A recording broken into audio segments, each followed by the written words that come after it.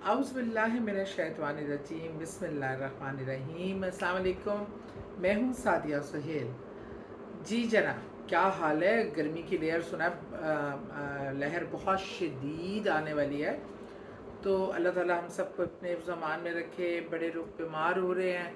एक चीज़ मैं ज़रूर इन्फॉर्म करती जाऊँ कि तरबूज और खरबूजा खाने से बहुत ज़्यादा लोग उल्टियाँ, मोशन, इन चीज़ों का शिकार हो रहे हैं, डिहाइड्रेट होके। ये जानलेवा भी तरबूज के हवाले से 2 केसेस तो सामने आए हैं।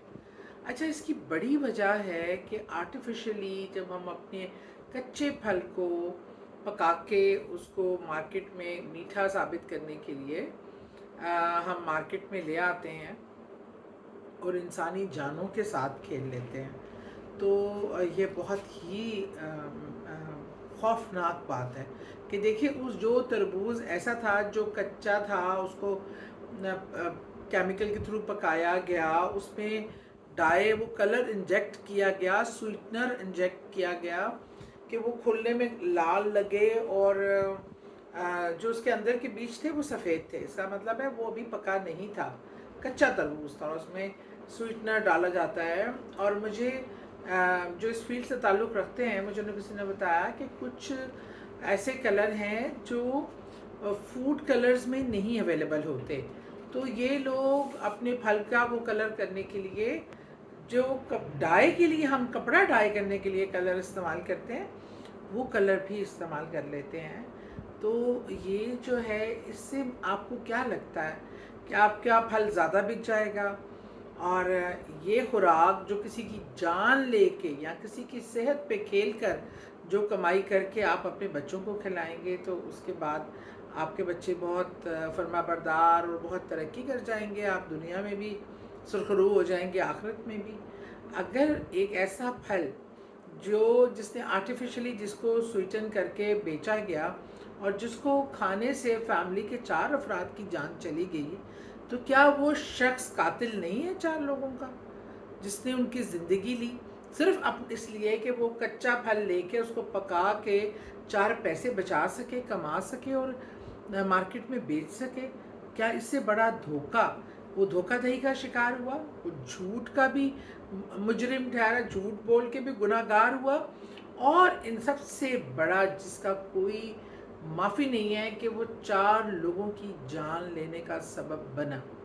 खरबूजा, अभी मैंने कुछ दिन पहले मेरी अपनी बहन फुप्पोज़ाद, मेरी सिस्टर, उन्होंने जो है वो खरबूजा खा लिया। और खरबूजा एक फल है, कच्चा पक्का हल्का फुल्का ख़राब हो सकता है, तो उससे ये रिएक्शन नहीं आता कि बस अल्लाह ताला ने ही उनकी कोई ज़िंदगी थी, वरना उल्टियाँ और पानी की तरह जिस्म से पानी निकल रहा था, मोशन, वो रुक ही नहीं रहे थे। कितनी ड्रिपों के बावजूद कौन से जहरीली केमिकल्स डाले होते हैं आपने फलों को पकाने के लिए, स्प्रेस करते हैं आप लोग। ये इंसानी जानों से खेलना बंद कीजिए। कारोबार की तरक्की जो है ना, वो साफ़ नीयती से काम करेंगे, ऑनेस्टली काम करेंगे, तो कारोबार में तरक्की होगी।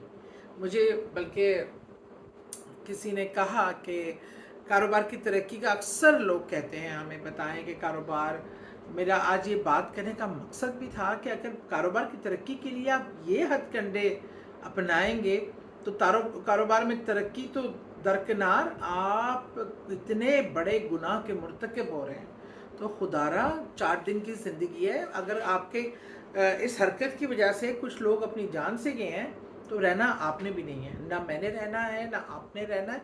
हम सब ने कब्रों में जाना है और अल्लाह ताला को अपने किए का जवाब देना है। तो इसलिए आप आंसरेबल हैं अपने अल्लाह के सामने। तो खुदारा कारोबार में ऐसी तरक्की नहीं होती। हाँ, मैं उन लोगों को ज़रूर बता सकती हूँ कि वो अल्लाह का कलाम या इसमें अल्लाह, जिसको पढ़ने से हम ईमानदारी से अपना कारोबार करें, दयानतदारी से अपना काम करें, हराम का पैसा, मिलावट, धोखेबाजी किए बगैर, तो आपके काम में इंतहाई बरकत पड़ सकती है अल्लाह के फ़ज़ल से।